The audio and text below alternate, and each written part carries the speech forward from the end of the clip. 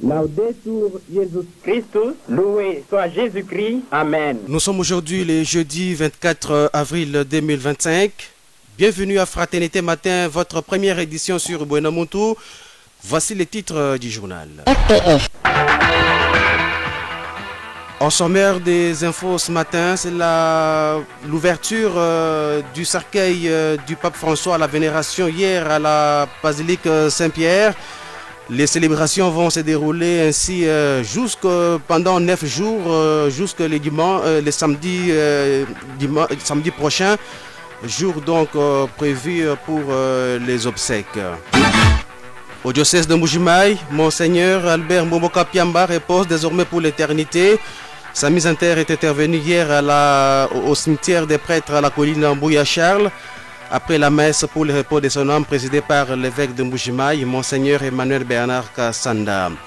Dans l'actualité provinciale, nous allons revenir sur la plénière qui a avorté mardi dernier à l'Assemblée provinciale avec quelques réactions enregistrées par la radio diocésaine. À suivre dans ce journal, Nicolas Mbia de la lutte pour les changements et Symphorien Dibou, analyste politique du Kasaï oriental. Et sur le plan national, les gouvernements congolais et les mouvements du M23-AFC ont signé hier mercredi à Doha une déclaration commune dans laquelle ils s'engagent pour un cessez-le-feu immédiat sur le terrain. Ce journal sera complété dans sa seconde partie par la page météo de ce jeudi 24 avril ainsi que la page des sports qui nous sera rendue par Delphin Carlos Kalonji, avec à la une le début hier de la phase des playoffs de la Ligue nationale de football. Radio Télé Fraternité, c'est l'actualité à la vitesse du monde. Herbert Chibanangandou met en onde ce journal présenté par Sabin Missa Kaboumboyi en compagnie de Célestine Amboula Mokendi. Jean-Marie Moulumba est à la régie d'antenne. Le cercueil de François est exposé depuis hier à la vénération près de la tombe de Pierre. La translation de la dépouille mortelle du souverain pontife a eu lieu mercredi en la fête de Saint-Georges, mémoire liturgique du saint patron de François. 2 jours après son rappel à Dieu, 20 000 fidèles de tous les horizons étaient présents place Saint-Pierre pour observer la procession accompagnant les cercueils. Pendant 9 jours consécutifs, des célébrations spéciales et de l'Eucharistie appelées Novandiales seront organisées à Saint-Pierre en l'honneur du pape défunt. Elles débuteront avec ses funérailles sur le parvis de la basilique samedi à 10h, indique Radio au Vatican. Au diocèse de Mbuji-Mayi maintenant, Monseigneur Albert Mbomboka Piamba repose désormais pour l'éternité. Sa mise en terre est intervenue hier, mercredi, au cimetière des prêtres Saint-Alphonse à la colline Mbouya Charles. C'était à l'issue de la messe présidée par Monseigneur Emmanuel Bernard Kasanda, évêque de Mbuji-Mayi. Reportage Crispin Théo Kalombo Lupemba et Nonon Pandakalinga. Il repose désormais dans sa dernière demeure. Monseigneur Albert Mbomboka Piamba, prêtre du diocèse de Mbuji-Mayi, a été enterré ce mercredi 23 avril au cimetière Saint-Alphonse de la colline Charles Mbouya. C'était après la messe pour le repos de son âme, présidée à la cathédrale Saint-Jean-Baptiste de Bonzola par l'évêque diocésain Monseigneur Emmanuel Bernard Kasanda et concélébrée par 127 prêtres et 2 diacres. Dans le sermon de la circonstance de ce jour, l'abbé Cléophas Mujikantumba, curé de la paroisse Sainte-Marie-Vilmiba, a invité les fidèles à l'espérance, à la foi et à la contemplation du Christ. Il a encore dit que tout fidèle est serviteur du Christ, mais à son niveau et à sa manière. Albert Mbomboka Piamba, prêtre diocèse de Mbuji-Mayi, était un vrai serviteur de Dieu à sa manière. Nous vivons dans une société qui est obsédée par les succès. Et beaucoup cherchent les succès à n'importe quel prix. Ils disent que la fin justifie les moyens. C'est la tragédie de la vie. Tu vois, l'échec est souvent une invitation à Dieu pour montrer qu'il est tout puissant. Tu sais, quelquefois Dieu cherche des gens qui auront confiance complètement en lui. Peu importe qu'il puisse leur montrer que le monde n'est ni par la puissance, ni par le pouvoir, mais par son esprit. Dieu décrète l'échec quelquefois. Mais beaucoup cherchent à contourner l'échec divinement décrété en recourant aux moyens douteux. Quand un fonctionnaire construit une grande maison et envoie ses 5 enfants dans les écoles chères pour lesquelles il n'a pas assez de revenus, par les recours à des moyens illicites pour y parvenir. Est-ce que cela n'est pas le cas d'une germination de la graine bouillie? Quand un ministre entretient une maîtresse prodigue et en même temps élève des maisons avec des moyens supérieurs à son revenu en tant que ministre, est-ce que ce n'est pas le cas d'une graine bouillie qui vient à la vie? Nous devrions, frères et sœurs, cesser d'acclamer des malhonnêtes dans le monde. Avant la bénédiction finale, plusieurs témoignages ont été recueillis sur le vécu de Monseigneur Albert Mbombo par ceux qui l'ont connu. L'un des premiers formateurs et initiateurs des Jeunes de Lumière au diocèse de Mbuji-Mayi, homme d'humilité remarquable, serviteur fidèle, serviable, non conflictuel, attentif à tous sans discrimination, homme doux, sans querelle, homme qui aimait tout le monde, généreux et patient. Monseigneur Albert Mbombo Kapiamba était vicaire général au diocèse de Mbuji-Mayi. Pendant son règne comme vicaire général, il a créé beaucoup de paroisses telles que les paroisses Saint-Albert Nkonga qui portaient son nom, Saint-Lazare Kajiba, Saint-Achille, Saint-Christophe, Saint-Pie et d'autres. Dans ce mot, le numéro 1 diocésain, Monseigneur Emmanuel Bernard Kassanda, a salué la bravoure de l'illustre disparu, un homme qui aimait l'église et son diocèse.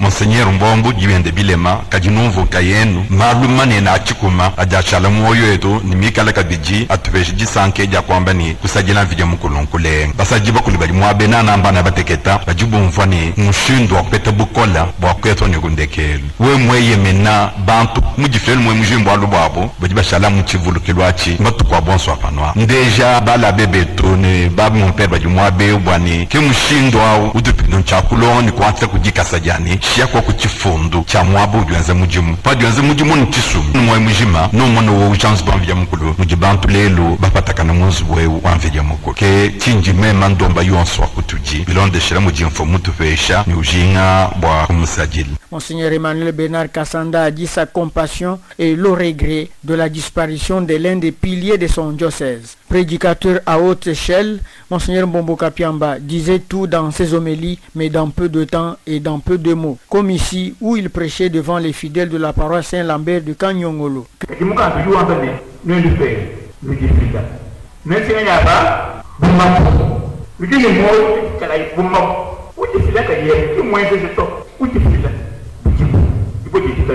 Yikala mudifila bumushindi go peto le poti kala tafila kwa ikelejo mukadeni yetelo kengela belikita baba sengelele hapo kabeni mwabo hapo kabeni mwabo yikifika kujifika ni mwebo kujifika ndiye bajonso jibe ndiye kujinaji kwa kusekela sana mwimbele misambo kwa bwana kwa mukadeni kibwala kwa kire na kibwala kwa mukulu kamba ndato ujusekela mukadeni kwa lo kujambiye ujye mukuru ujye boko kufila nimwebo hamani pala mwe batiko bo kwipaka tukujini moyo kwipaka ikelesho hatu kujini fila zandi wendo judi fila kwa hiyo Que l'âme de Monseigneur Albert Mbombo Kapiamba repose en paix et que la terre de nos ancêtres lui soit douce. Reportage signé Crispin Teokalombolo Pemba et Nonon Panda Kalenga. Célestine Mboula Mukendi, bonjour. Bonjour Sabin. À ce sujet, vous avez un message de condoléances. Oui, il y a quelques mots d'un fidèle catholique de Sainte-Marie Vilmiba adressé à l'évêque diocésain. C'est avec vive émotion et une douleur intense que j'ai appris le décès d'un baoba du diocèse de Mbuji-Mayi en la personne de Monseigneur Albert Mbombo Kapiamba. Tate Emmanuel Bernard Kassanda, je vous présente mes condoléances aux prêtres du diocèse de Mbuji-Mayi, à tous les religieux et religieuses, aux membres de la famille biologique de feu Monseigneur Albert Mbombo. Je présente ces mêmes condoléances. Dieu a donné, Dieu a repris, gloire à son nom. Puisse l'Éternel qui l'a servi pendant 50 ans l'accueille dans sa félicité. Fin des citations. C'est signé Crispin Mabikawa Mabika Marlos dit tout ça c'est toi. Toujours au diocèse de Mbujimaï, les Bamamoutuya Kumpala, BTK du doyenné de Lukelenge sont appelés à prendre part à une célébration eucharistique ce jeudi 24 mars à la paroisse Bienheureuse à Noirité. Cette messe a pour but de présenter le nouveau aumônier de BTK de Lukelenge. C'est ainsi que la présidente Charlotte Kitenge invite toutes les mamans à prendre part à cette célébration qui débutera à 9h juste. 7h55 ici à Mbujimaï, vous écoutez Buenamoto Radio et Télévision dans sa première édition des nouvelles. Merci de rester avec nous. RTF, la radio diocésaine de Mbujimaï sur FM 103.1 MHz.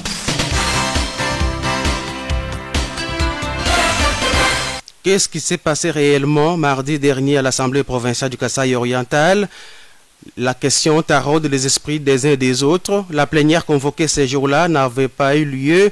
C'est malgré la présence des députés provinciaux. Selon certaines indiscrétions, un télégramme de la vice-primature de l'Intérieur et Sécurité est tombé convoquant les bureaux à Kinshasa, toute affaire cessante.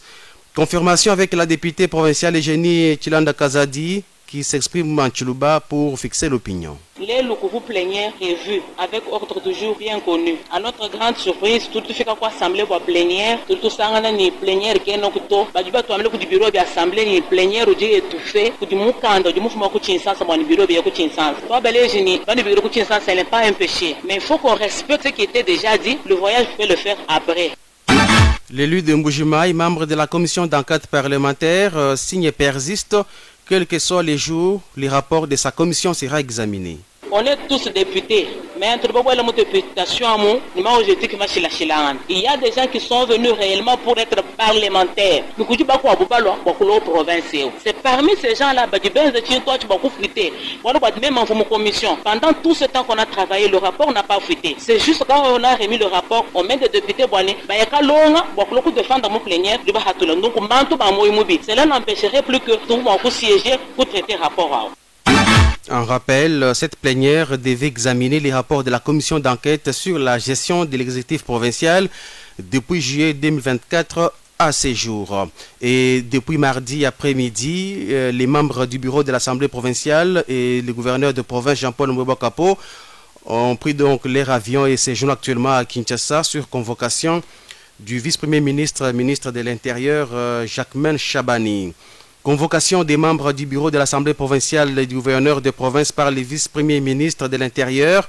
Des voix s'élèvent. Du côté du mouvement citoyen Lutte pour les changements Lucha, on déplore l'ingérence intempestive de Kinshasa dans la gestion de la province. Pour Nicolas Mbiya, cet interventionnisme de Kinshasa fait plus mal à la province que du bien.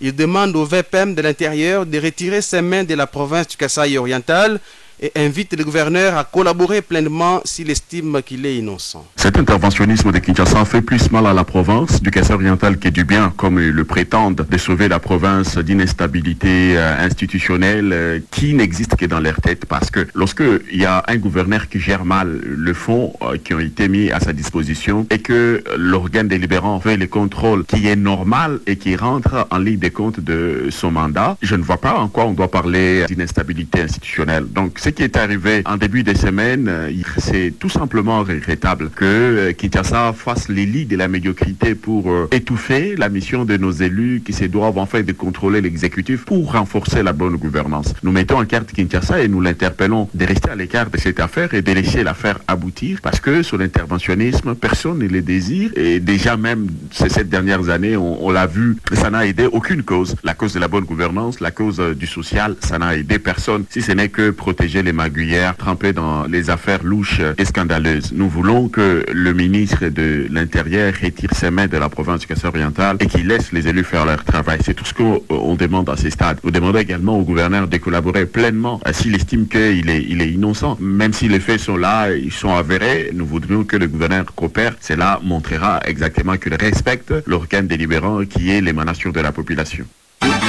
Pour l'acteur politique Symphorien Ndibou, les uns et les autres doivent avoir pour viser les sursauts de la province. À l'en croire, cette cacophonie ne profite aucunement à la province. et ou à la population, d'où son appel à une collaboration qui puisse favoriser le développement de la province. Si au niveau de l'Assemblée, les élus trouvent que la meilleure façon de traiter les problèmes quand ils se posent, c'est de situer le gouverneur, à notre niveau, nous pensons que c'est un faux débat. Si il est vrai que la Commission, dans sa documentation, a trouvé qu'il y a des problèmes au niveau de la province, il aurait été préférable que les deux institutions se mettent ensemble pour réfléchir et trouver des voies de sortie qui honorent la province. Imaginez, depuis 2018, la province patine. Elle a besoin d'un sursaut. Mais pour que ce sursaut ait lieu, il faut que les deux institutions puissent travailler main dans la main. Mais si elles travaillent sur base de règlement des comptes, de vengeance, nous ne pouvons rien espérer de la province. Ce qui s'est passé, c'est pratiquement une situation générée par des intérêts égoïstes. Des gens qui pensent qu'au niveau de l'Assemblée, on peut se faire de l'argent, on peut se faire valoir, alors qu'ils sont là pour servir. La province ici n'a pas encore besoin de conflits entre le gouvernorat et l'Assemblée provinciale. Nous en avons eu assez. Ça nous a amené nulle part ailleurs. Ce que nous attendons de l'Assemblée et du gouvernorat, c'est qu'ils travaillent main dans la main. Quand il y a des erreurs, on doit voir comment les éviter et prendre des mesures comme des garde-fous pratiquement pour pouvoir générer les sursauts de la province. La suite du journal, c'est avec Célestine Amboula Mukendi. À Mbujimaï, l'arrêté provincial portant protection de l'SGTK MIBA est-il mal compris ou commence-t-il de souffrir des failles? Si les travaux de construction sur la cour scolaire lotie il y a peu sont à l'arrêt, ce n'est pas le cas pour les autres espaces de cette unique école secondaire de la minière de Bakwanga, entre son atelier de soudure et les salles de classe. Dans la partie ouest, par exemple, les maisons des particuliers se construisent en toute quiétude. En toute quiétude, selon les constats faits lundi et mardi par nos reporters, les éléments de la police nationale congolaise semblent trop occupés à la sécurité. Côté cours scolaire, un chauffeur moto trouvé sur les lieux s'est indiqué de la poursuite des travaux dans la partie ouest de cette école. Chose qui, a-t-il ajouté, risque de s'étendre à la reprise des travaux dans la partie est où les constructions restent pendantes, tandis que les particuliers sont loin d'en retirer les matériaux encore perceptible. Une situation qui pourrait confirmer l'enterrement total du terrain du G à prénom de l'SGTK MIBA et d'une bonne partie autrefois destinée à la construction de nouveaux bâtiments scolaires en vue d'ouvrir l'année prochaine de nouvelles filières d'études.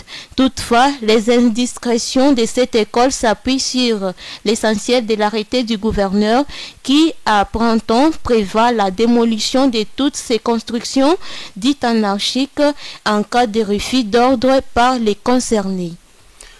Docteur Jean-René Mbouyamba, figure éminente dans les domaines de la médecine interne, a attiré sa révérence, plongeant ainsi les mondes scientifiques et universitaires dans la tristesse, annonce la page Facebook officielle de l'Université officielle de Mbujimaï. En attendant les programmes officiels, le professeur Abbé Apollinaire Tshibaka Tshikongo, recteur de l'UEM et président de la conférence provinciale des chefs d'établissement du Kasaï oriental, présente ses sincères condoléances les plus émues à la famille biologique de l'illustre disparu et à la communauté universitaire entière. Il faut rappeler qu'en reconnaissance des loyaux services rendus par le professeur Dr Jean-René Mbouyamba à la communauté universitaire de la région et du Kasaï en général, c'est de l'IOM en particulier, le comité de gestion Tshibaka avait décidé l'année passée donc d'immortaliser celui-ci en donnant son nom à l'un des nouveaux auditoires de la faculté de médecine construit aux cliniques universitaires de Mbujimaï. Nous marquons une pause et on prend l'actualité sur le plan national. RTF. L'actualité, c'est nous. Et l'actualité sur le plan national d'abord, cette information. 20 ans de prison ont été requis mercredi 23 avril contre Matata Mponyo Mapon par le procureur général près la Cour constitutionnelle. Depuis 3 ans, l'opposant et ancien Premier ministre est poursuivi pour le détournement présumé de près de 200 millions de dollars américains destinés au projet du parc agroalimentaire de Bukangalonzo lorsqu'il était chef du gouvernement entre 2012 et 2016.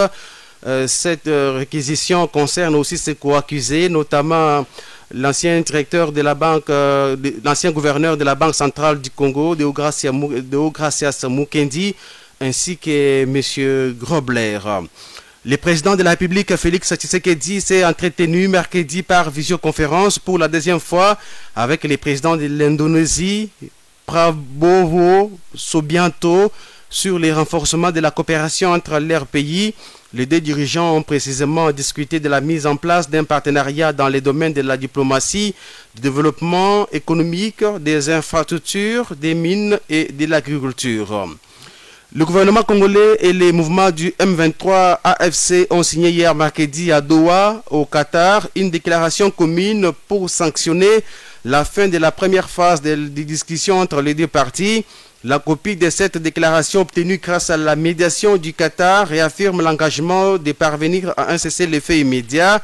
D'un commun accord, les deux parties réaffirment leur engagement en faveur d'une cessation immédiate des hostilités, le rejet catégorique de tout discours de haine et d'intimidation et appellent toutes les communautés locales à respecter ces engagements, indique l'agence congolaise de presse ACP. Et dans la suite de cette actualité, je reçois en ces studios Ali Kazadi. Ali, bonjour. Bonjour Sabin. Ce 24 avril, la RDC commémore le 34e anniversaire du processus démocratique. Ce 24 avril, cela fait exactement 35 ans que feu président Mobutu Sese Seko prononçait un discours dans lequel il annonçait la fin du mouvement populaire de la révolution impaire, parti-État et l'ouverture au multipartisme. Il lançait ainsi le processus de démocratisation qui devait aboutir aux élections des députés et du président de la République en août 1994, selon le chronogramme adopté par la conférence nationale souveraine. Mais ce processus va engendrer une transition de 16 ans émaillée des conflits. Face aux grandes mutations qui tourmentent le monde en ce 20e siècle finissant, j'ai estimé, seul devant ma conscience, de tenter de nouveau l'expérience du pluralisme politique dans notre pays avec à la base le principe de la liberté pour chaque citoyen d'adhérer à la formation politique de son choix. Très chers compatriotes, j'ai parlé de bien de choses et de tout le monde. Je n'ai pas parlé de moi. Que devient le chef dans tout cela? Le chef de l'État est au-dessus des partis politiques. Il sera l'arbitre. Mieux, il sera l'arbitre. Mieux, je suis le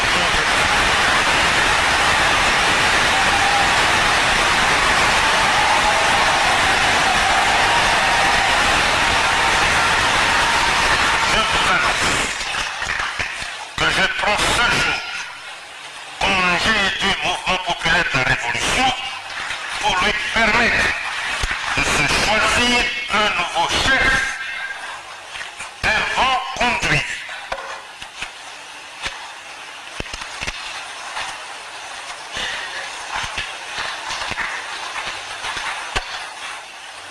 Comprenez mon émotion.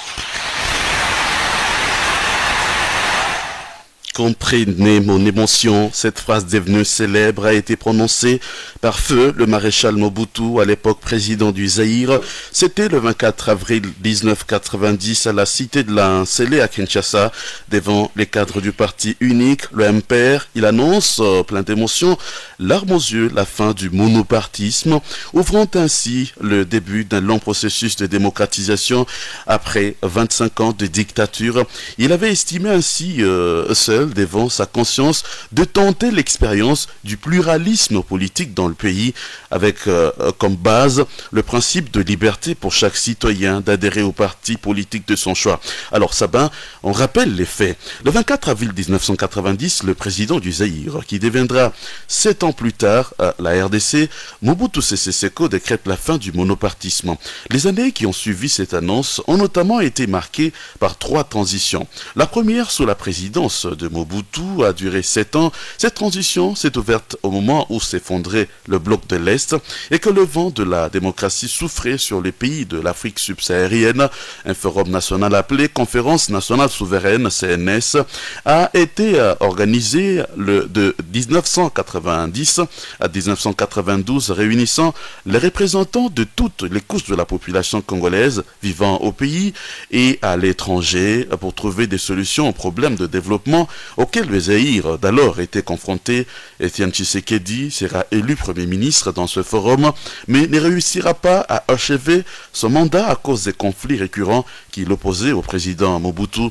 La conférence nationale souveraine a fini par laisser la place au Haut Conseil de la République, Parlement de transition, HCRPT, dont les animateurs étaient issus de cette conférence. La première transition a pris fin le 17 mai 1997. Ce jour-là, Laurent-Désiré Kabila, déjà maquisard dans les années 60, met fin aux 32 ans de règne sans partage de Mobutu. La rébellion qu'il menait depuis octobre 1996 a bénéficié de l'appui de nombreux pays de l'Afrique des Grands Lacs. Un an après son accession au pouvoir, les anciens alliés de Kabila lance une nouvelle guerre dans l'est de la RDC en août 1998. Le pays est divisé en 3 zones. Kabila meurt assassiné en janvier 2001 sans avoir eu le temps d'organiser les élections. Joseph Kabila, son successeur, va ranimer les négociations de paix avec les belligérants. Un autre forum, le dialogue intercongolais, est organisé à Sun City en Afrique du Sud.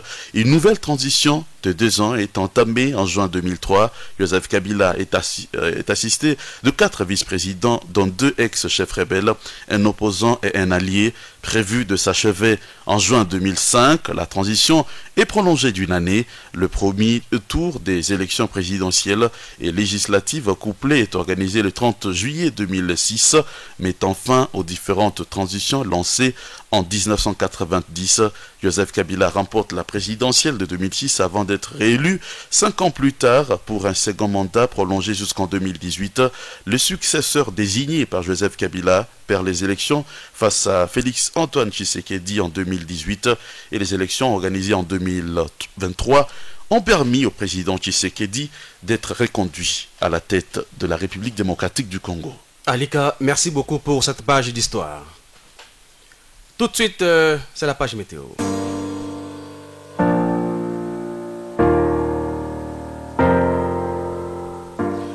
Un joli soleil se dresse ce matin au-dessus de Mbujimayi. La journée s'annonce très ensoleillée. Le ciel est bleu et clair avec quelques nuages. La température minimale est de 20 degrés Celsius, d'ailleurs c'est celle qui est ressentie ce matin. Et la maximale sera de 32 degrés.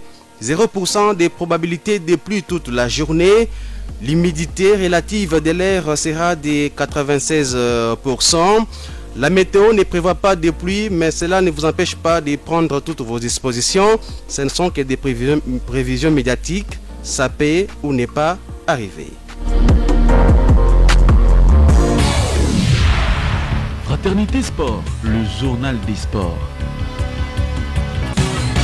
Allez, Delphin Carlos Kalonji, bonjour. Bonjour Sabin. Début hier des hostilités pour la phase décisive, celle des playoffs en Linafoot. C'est parti donc Sabin pour la phase de playoff du 30e championnat national de football Illico Ligue 1, Illico Cash Ligue 1. L'ego a été donné par l'AS Maniema Union de Kindu qui a battu l'AF Ange Vert de Kinshasa sur la marque de 2-0 mercredi 23 avril 2025 au stade de Martyrs de la Pentecôte. Un doublé de Jefté Kitambala au 43e et 54e minute a permis aux unionistes de l'emporter. De son côté, le TP Mazembe de Lubumbashi a eu raison du CS Don Bosco de la même ville par 2-1 au stade Mazembe de Kamalondo. Christian Iboua a ouvert les scores à la 63e minute. Louis Ochanga l'a corsé à la 78e pour les Corbeaux, alors que Patrick Mogoulou a inscrit l'unique but de Salésien à la 87e minute. Le FC Saint-Éloi Lupopo de Lubumbashi s'est imposé sur le FC Tanganyika de Kalemi en but à 0 au stade Frédéric Kibasa Maliba grâce à Josué Kazema à la 70e minute. Les chocs de Kinshasa entre le FC Les Aigles du Congo et l'AS V-Club de Kinshasa a été définitivement interrompu à la 19e minute après un but douteux accordé aux Aigles du Congo. Tout est parti d'une frappe de Kikwama Muzinga dont le ballon a touché et rebondi sur la ligne avant, ayant plutôt mal jugé l'action. L'assistant 2 a justement influencé l'arbitre central qui a validé le but.